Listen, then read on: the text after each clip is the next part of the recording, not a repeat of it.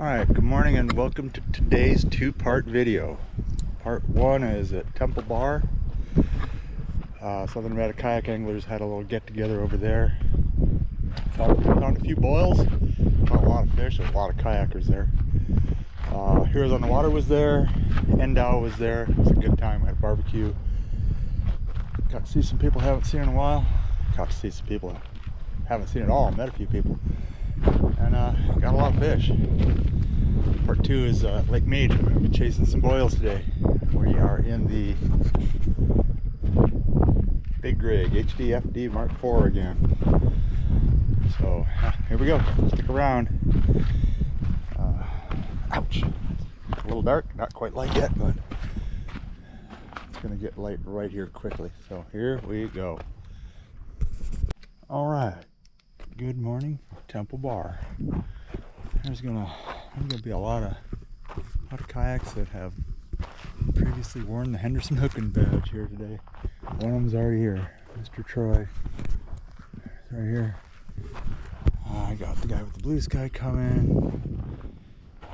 June's already here. There's gonna be quite a few. My old Slayer Max 12.5 is on its way right now. And yeah, we're gonna get some fish today. There's enough brain power here to find them today. Went to Mount Charleston for a couple days. It was when we left yesterday morning. It was 45 degrees, and we drove right into 100-degree weather. So yeah, that's awesome. But I'm in the Big Rig HDFD Mark IV again. That's the only one I got for now. But yeah, if you saw it in a previous post and you couldn't make it out here and you're interested in one of the Titan X 12.5s or 10.5s, get a hold of me. Let me know, because we're putting a truckload together. It's going to be coming from Texas, so and we'll be able to. AJ has got he's got a friend that's going to pick them up. And we're just going to split the shipping and take care of the trucker. It's not going to end up in there's not going to be a stop at a shipping depot. It's not going to be handled 15 times with a forklift. It's just going to go in the truck and it's going to come right straight here. So it's a good deal for everybody that wants to get involved.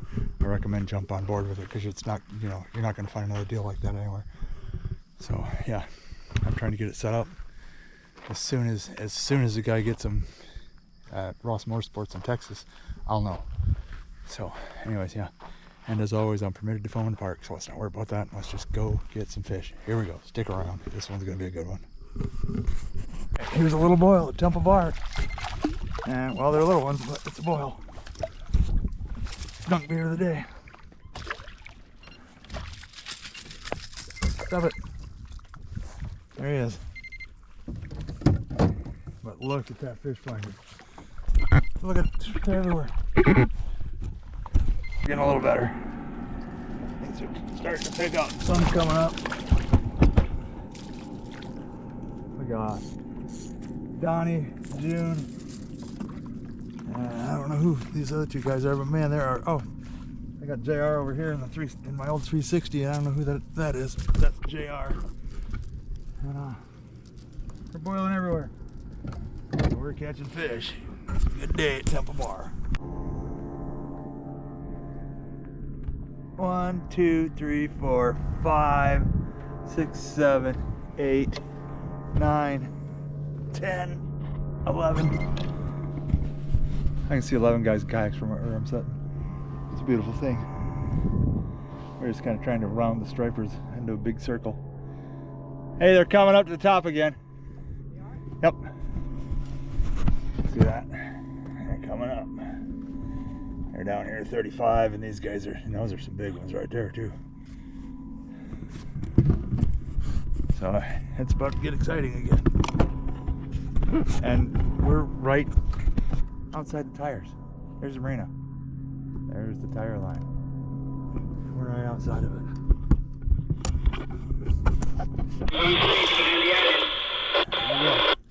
June's way over there. He's catching fish. We're catching fish. Donnie, JR. Oh, I don't know where June is. He's way over there somewhere. Okay, no, fish of the day so far. Oh, auto release, awesome. All right, everybody's catching so many fish. Donnie had to go get a cooler because the string is full, and I'm trying to catch one on camera, and every time I cast, my lure gets darked up. And it's just like standard issue for me when there's boils, and I don't know why. That's the way it happens. Especially if I turn the camera on. There we go. There's a fish.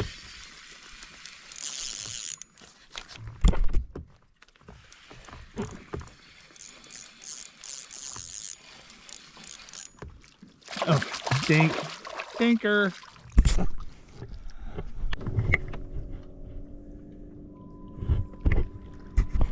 They're gonna be the thumbnail again. Just waiting for them to pop back up now. And it looks like they're about to, because there they are. I'm gonna cruise over here to the other side of the bay. See what June's got going on. Sitting right in the middle is not the ticket, because they're hugging the sides. So I think they did is I think they ran up that side. Over there. So I heard June say that he was on them on the radio. Alright, so we had us a couple good boils. We had one really good boil over there-ish.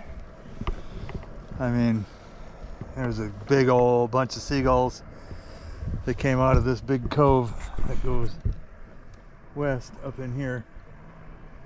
I was watching them, just a big old flock of seagulls circling and circling, and they got over there by what I believe is the temple, and they started diving, and I kicked this thing down and reeled up, and I was about 200 feet away from it, and they just scattered. So and then they went over here by the marina, and then they just completely disappeared.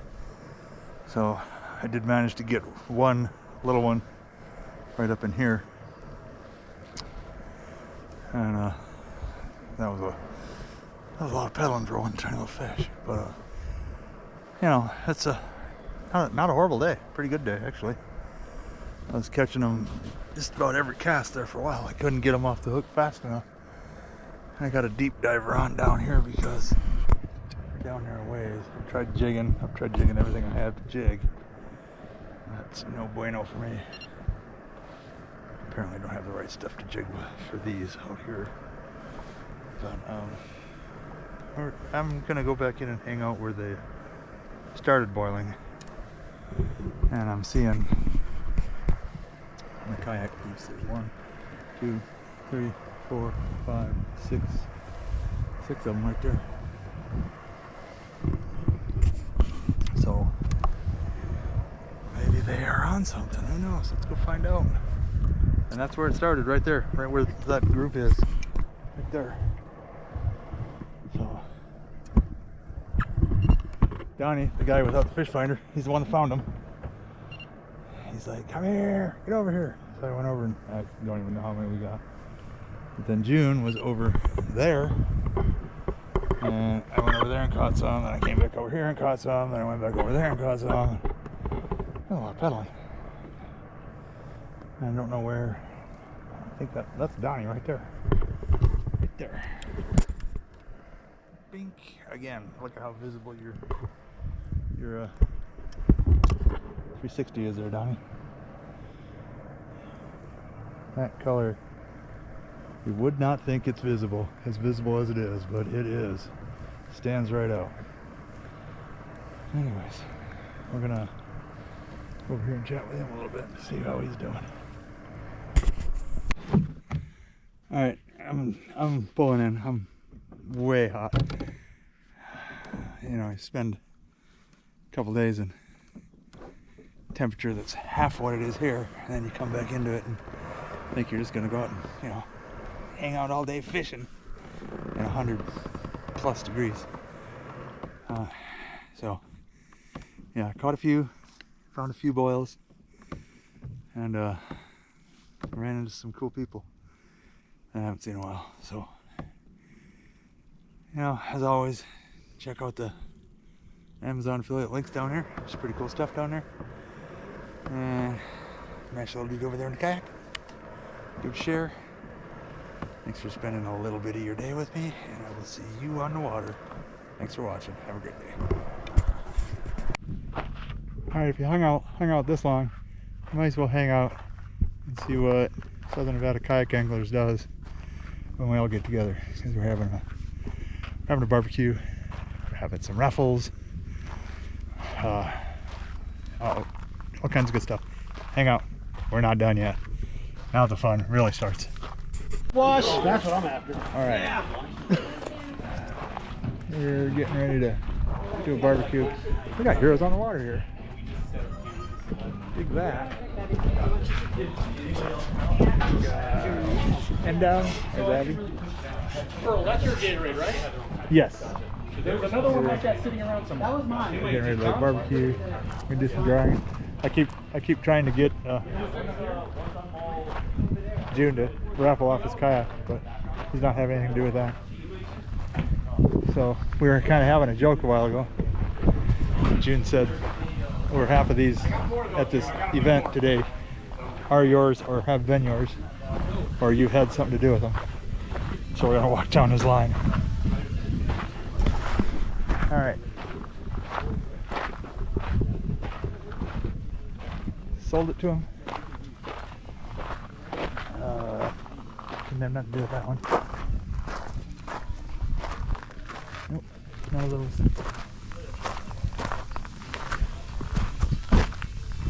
He was setting in mind when he bought this. That was mine. That was mine. And that is mine. So that's about 50%. Yeah, June was right. Oh, no, I'm under 50%, because that's John's. So, pretty substantial percentage of the kayaks at this event have been in my fleet, or somebody used mine as a reference to buy theirs, so that's pretty good. Anyways, yeah, it's hot, and I'm a wuss because I just left 45 degree weather yesterday, so I'm not quite acclimated yet. Looks like Abby's getting ready to give some stuff away. But anyways, yeah, that's probably gonna do it for this one with something amazingly. Oh, here comes my other one. I'm back at 50%. There's my 360 angler right there. Anyways, yeah. I should be over there in the corner, peruse the links, give it a share. Thanks for watching, and I'll see you on the water. Alright, if you made it this far, welcome to part 2, Lake Mead. Monday morning. Windier than it was supposed to be. Hard to imagine. Weekend weathermen don't have a freaking clue. I'm fully convinced of that. But I'm hoping it lays down a little bit. I mean, even as bad as it is, it's really nothing in this monster. It's getting a little wet, but that's to be expected. Anyways, here we go. We're gonna try and get some fish. Gotta point out a pretty cool mod I did to the seat on this thing later on. So anyway, stick around.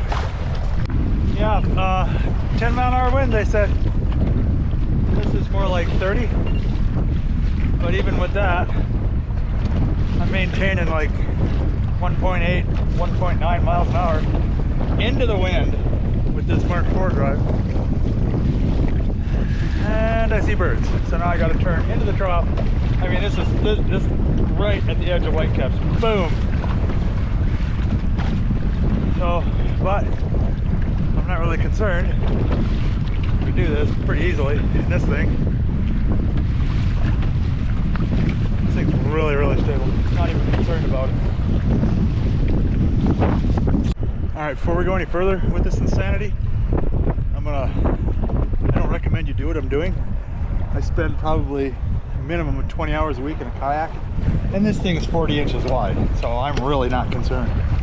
So unless you've got a boatload of experience and a really wide, stable kayak, do yourself a favor and don't come out in anything over 10 miles an hour unless you really know what you're doing. So yeah, there you go. That had to be said. Because I mean, there's people. I'm even at this. My biggest concern right now is getting this thing on the cart out of the water, because you know it might be stable on the water, but when you're trying to get it on the cart and the waves are coming in and the kayak's going up, cart's going down, it can be a little nightmarish. But I think the wind is actually starting to back down. But again, you know, use your better judgment. Look at the wind and know your water, know your lake, know the patterns. I'm coming up on a boil because, you know, fish aren't worth your life, dude. Use your head for something more than a hat rack. Don't get killed chasing fish. All right, I got a rave about my big rig here a little bit. Y'all have heard me refer to this thing as a honey badger of kayaks because it just don't care. It don't care about wind, it don't care about waves, it don't care about boat wakes. It just gets me to the fish. Well, it gets me to where the fish are, but they're not biting today yet. I mean, okay, that wind is, I'm heading right straight into the wind. Probably 20 mile an hour wind. Look how fast I'm pedaling. Look at the speedometer. Look at a fish. It's so low to the water. Most of it is, anyways. The wind just goes right over the top of it. That's one of the things I absolutely love about this thing. I mean, it's far from calm. Let's just say it's pretty easy to maintain my trolling speed today, because I'm actually having to work a little bit, not much. I think it's hard to distinguish today between boils and whitecaps. So I'm just kind of, I got two lines out. I'm just kind of going where they are. I got a 110 plus 2 over here and a 110 plus 1 over here. So that's about 10 and 20 feet, should be. And I haven't got anything yet. So we're still trying. Putting her to the test today. I'm going to talk about this seat mod that I've done. Anybody that's got a big rig or an older Cruza that doesn't have the easy high-low seat, you're going to know what I'm talking about when I say you have to adjust the seat like every 2 minutes.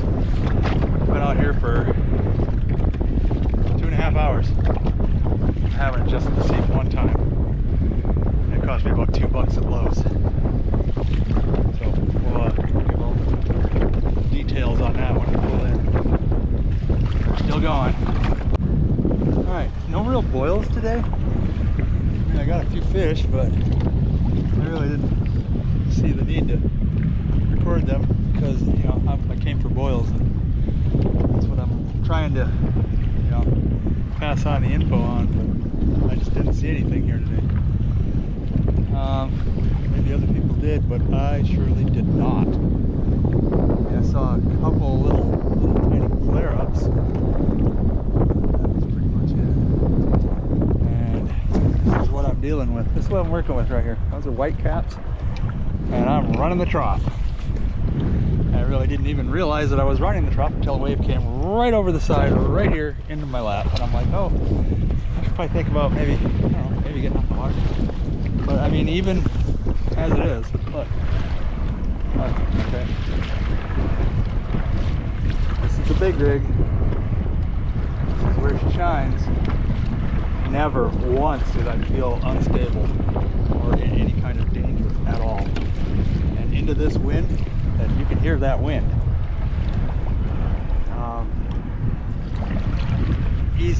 Easily 3 miles an hour. Bird, diving? What's he doing? I have to go over here and catch more fish. We might have a boil. I don't know. We might have a boil. I'll go over here. Maybe this wind will back down a little bit, because there's my Jeep right there. Bink. And I don't know how I'm going to get this thing on the cart, because Hey, like I said, I mean, I'll get it out of the cart, but it's not going to be pleasant. The kayak's going up in the air, the cart's going down, and it's just, I think I'm just going to put the strap around it and cinch it onto the kayak. That's my master plan right now. Oh, that's going to work though. Stand by. We're going to, I've already opened the lid to get my phone out. I haven't pulled the liner out, but you guys saw the waves coming right over the nose of this. I'm going to pretty much guarantee you that the only water in there is the water that came off the cart when I put it in the nose. I'm going to stop and throw my jerkbait because they're right on top. And that seagull was just circling right in here, so we might have some action.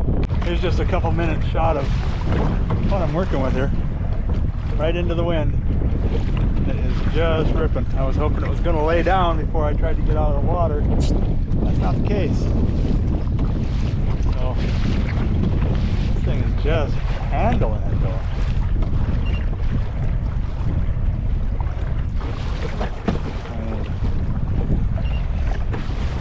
I mean, I can tell that the current from the wind, but I feel like I'm pedaling in peanut butter right now.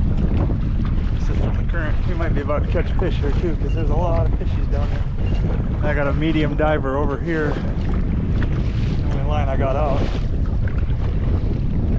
And the wind is building the closer I get to my Jeep, of course. That's just about it. I'll come back when I get up out of the water. I gotta point some things out because I'm done with this thing. Alright, I just got her onto the cart. Wasn't nearly as bad as I thought it was. But here's alright, let me get a flashlight. I have a flashlight somewhere. Here's the inside of it. You all saw the submarine house I was doing. There's a few drops of a little bit of pool back there that came off the, I'm gonna tell you that came off the cart, you know, when I took it out of the water and put it in the nose. And alright, I haven't opened the back yet, so we'll open the back together, so nobody's going to accuse me of, oh, you dried it out. No, I didn't. These things don't leak. Alright, here we go. I have not done this yet. There's my battery still in there. Anything that came in it is going to go right to the back. Y'all know that. There's nothing. That's a dry ride right there. I'm going to say nothing came in. Okay, look.